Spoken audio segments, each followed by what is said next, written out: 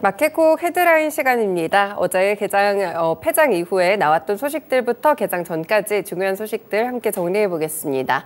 네, 첫 번째 소식은요. 윤석열 대통령이 어제 유럽연합 지도부와 정상회담을 가졌는데요. 이 자리에서 그린과 보건, 디지털 같이 3대 분야 협력을 강화하기로 합의했습니다. 윤 대통령은 이날 오후 용산 대통령실에서 샤를 미셸 EU 상임의장과 우르줄라 폰데어라이엔 EU 집행위원장과 정상회담을 가진 뒤 공동 언론 발표를 통해 이 같은 내용들을 내놨는데요.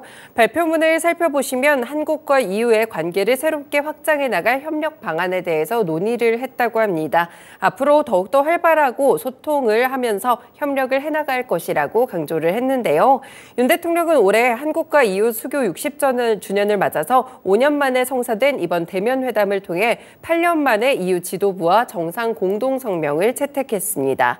이 공동성명 내용은 한국과 EU의 그린 파트너십을 체결하고요. 기후행동과 환경보호, 에너지 전환 같이 이렇게 포괄적인 기후환경 분야의 협력을 확대하기로 했다는 소식입니다. 네, 일단 조금 포괄적인 소식이 나오긴 했지만 친환경 관련 종목들 영향을 받을 수가 있으니까요. 관련주도 함께 체크해 두시면 되겠습니다. 네, 다음 소식입니다. 우크라이나 재건과 관련된 모멘텀 꾸준하게 체크를 해보셔야겠죠. 이 제2의 마셜 플랜으로 불리고 있는 우크라이나 전후의 재건 사업을 두고 지금 한국과 우크라이나 그리고 폴란드까지 함께 머리를 맞댔습니다. 현재 우크라이나 전후의 이 재건 사업 규모는 1,200조 원 규모로 추산되고 있는데요. 폴란드 바르샤바에서 열렸습니다. 우크라이나 인도적 원조와 재건 사업 지원을 위한 컨퍼런스에 이제 원희룡 국토교통부 장관이 참가를 했는데요. 이 자리에서 우크라이나에 대한 인도적인 프로젝트도 계속될 것이지만 국토부 장관으로서 할 일은 공공과 학계 그리고 기업이 우크라이나와 구체적인 논의를 하는 것이라고 밝혔습니다. 그러면서 위험과 가정 등 한국의 공공기관과 기업 등은 확실한 정보를 얻기를 원하는데 솔직하고 구체적인 논의를 희망한다라고 덧붙였는데요. 이 컨퍼런스에서는 우크라이나와 관련해 인도적 지원과 헬스케어, 재건계획과 스마트시티 그리고 산업개발까지 발표가 함께 진행이 됐습니다. 실제 우크라이나에서는 우리 정부와 기업의 적극적인 협력을 요청하기도 했었는데요. 행사에 참석했던 세르게이 타루타 우크라이나 국회의원은 재건 사업을 진행하는 전반적인 과정에서 우크라이나와 한국의 관계가 많이 발전할 수 있을 것이다 라고 이야기를 내놓기도 했습니다. 실제 이렇게 원희룡 국토교통부 장관이 함께 출국을 하게 되면서 현대건설이라든지 삼성물산까지 기업들도 동행하는 모습이었는데요. 컨퍼런스에서 나온 내용들이 주로 이렇습니다. 우크라이나 재건과 관련된 모멘텀들 오늘 추가적으로 움직일 수 있을지 관련 종목들 체크해 보시면 될 것 같은데요. 어제도 많이 올랐던 종목들이죠. 다스코나 서암기계공업, 삼부토건, 현대 에버다임 같은 종목들 보시면 되겠습니다.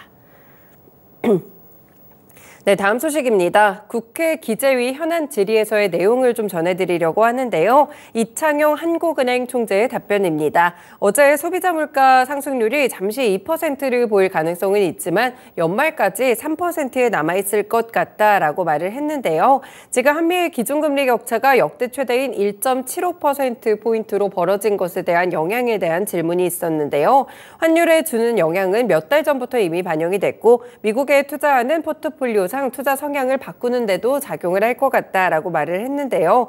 그러면서 미국이 기준금리 인하에 나서거나 인하 시그널을 준다면 원달러 환율이 하락할 가능성이 크다고 전망을 했습니다. 그리고 우리의 경제 성장률 하향 조정을 예고한 것과 관련돼서는 지난번에는 1.6% 정도로 전망을 했었는데 이번에는 소폭 낮출 것이다 공식적인 입장을 내놨고요. 그러면서 소비도 줄겠지만 일단 생각하고 있는 상저하고 흐름이 완전히 일어나지 않는다고 보기는 어렵다라면서 일단 추가적인 여지도 함께 남겼습니다. 이제 한국의 금통위도 조금 있으면 열리게 될 텐데요. 이 부분 참고해 보시면서 어떻게 금리 결정이 이뤄지게 될지, 물가 성장률 그리고 이제 성장률 경제에 대한 전망치는 어떻게 나오게 될지 이 부분 예의주시해서 살펴보시면 되겠습니다. 네, 다음 소식은요. 어제 시간외에서 많은 종목들을 뛰게 했던 소식입니다. 단독 보도였고요. 전기차 시장이 성장하면서 지금 사실 중소기업 영역에 속하고 있던 충전기 시장에 대기업들도 상당히 많이 뛰어들고 있는데요. 지금 전기차 충전 시장에 뛰어든 업체들은 SK, 현대차, LG, GS, 롯데까지 사실상 주요 대기업들이 거의 다 참전을 했다고 보시면 되겠습니다.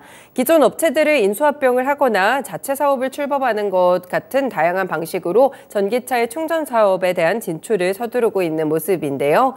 먼저 SK그룹은 전기차 충전기를 생산하는 SK 시그넷이 있고요. 초급속 충전기를 운영하는 SK 일렉링크도 있습니다. 주차 연계와 충전 서비스를 맡게 된 SK E&S를 통해서 사업 연계를 꾀하고 있는데요. 그리고 LG그룹과 GS그룹도 충전기 제조사와 운영업체를 인수하기도 했습니다. 현대차그룹 역시나 초고속 충전기 설치와 운영에 집중을 하고 있는데요. 이렇게 충전 사업의 밸류체인을 갖추게 되면서 점차 다가올 전기차 시장 그리고 전기차 충전기 시장에 대비를 하고 있습니다. 실제로 글로벌 전기차 충전 시장의 규모는 올해 550억 달러, 하나로는 72조 원에서 2030년에는 3,250억 달러, 하나로 427조 원 규모까지 크게 6배가량 성장할 것으로 전망이 되고 있습니다. 네, 이렇게 전기차 충전 시장 역시나 전기차의 다음 먹거리로 좀 부각이 될 수 있을지 이 부분을 살펴보시면 될 것 같은데요. 어제 실제로 시간에서 움직였던 종목들 대체적으로 전기차 충전 관련 종목들이 많습니다. 상한가 도달했던 휴맥스홀딩스 있고요. 그 외에도 디스플레이텍이나 휴맥스, 알티캐스트 리스트에는 없지만 원익 P&E 같은 종목들도 함께 좀 상승하는 흐름들이 나왔는데요. 전기차 충전과 관련된 주식들도 함께 익혀두시면 좋을 것 같습니다. 네, 다음 소식 역시나 단독 보도인데요. 대한항공의 아시아나 임수합병 심사를 진행 중인 미국의 법무부가 아시아나급의 경쟁사가 없으면 합병 승인이 어렵다라고 대한항공에 통보한 것으로 확인이 되고 있습니다. 이 법무부는 대한항공과 아시아나항공이 합병을 하면 미주 노선에서 압도적인 시장 지배력을 갖는 탓에 시장 경쟁을 막는 독점이 발생한다고 평가를 했는데요. 일단 대한항공은 저비용 항공사인 에어프레미아를 키워서 독점 문제를 해결하겠다라고 제안을 했지만 일단 법무부는 퇴짜를 놓았다는 그런 말이 전해지고 있습니다. 현재 대한항공이 8월 초까지 독과점 문제를 해결할 대안을 제시하지 못할 경우에 지금 법무부 측에서는 합병을 불허하는 소송까지 검토 중인 것으로 알려지고 있는데요.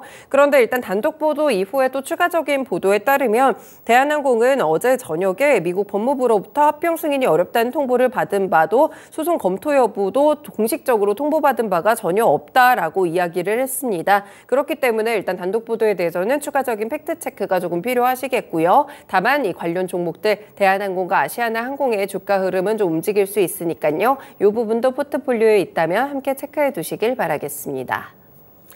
네, 마지막 소식입니다. 누리호가 오늘 이제 7시 20분부터 지금은 이제 진행이 됐겠네요. 전남 고흥군 나로 우주센터 내 조립동에서 나와서 발사대로 이동을 합니다. 이 누리호는 트랜스포터에 실려서 시속 1.5km로 천천히 이동해서 발사대까지 이동을 하게 되는데요. 일단 1시간 정도 걸릴 것으로 보이고요. 오전 중에 이제 하늘을 향해서 우뚝 솟아오르게 됩니다. 일단 오후에 누리호에 전력을 공급하고 연료의 산화제를 충전하기 위한 엄빌리칼 케이블 연결과 추진제가 새지 않는지 확인하면서 점검을 좀 이어갈 예정이라고 하고요. 만약에 특별한 이상이 없다면 이날 작업은 오후 7시쯤에 마무리가 될 것으로 보입니다. 이번 발사는 연구나 시험 목적을 넘어서 실제 활용될 실용 위성이 실리는 사실상 첫 번째 실전 발사로 보시면 되겠는데요. 앞서서 있었던 두 차례 발사는요, 위성 모사체를 실어서 누리호의 성능을 입증하기 위한 시험 발사 성격이 컸기 때문에 이번에 발사가 조금 더 의미가 있을 것 같습니다. 일단 오늘 발사를 하는 것은 아니고요. 내일까지 최종적인 좀 체킹이 필요하긴 할 텐데 우주와 관련된 종목들 이 소식에 따라 움직일 수 있겠습니다. 한국항공우주, AP위성, 인텔리안테크, 한화에어로스페이스 같은 우주 종목들도 함께 보시길 바라겠습니다. 네, 이렇게 6가지 소식들 전해드렸습니다. 마켓콕 헤드라인이었습니다.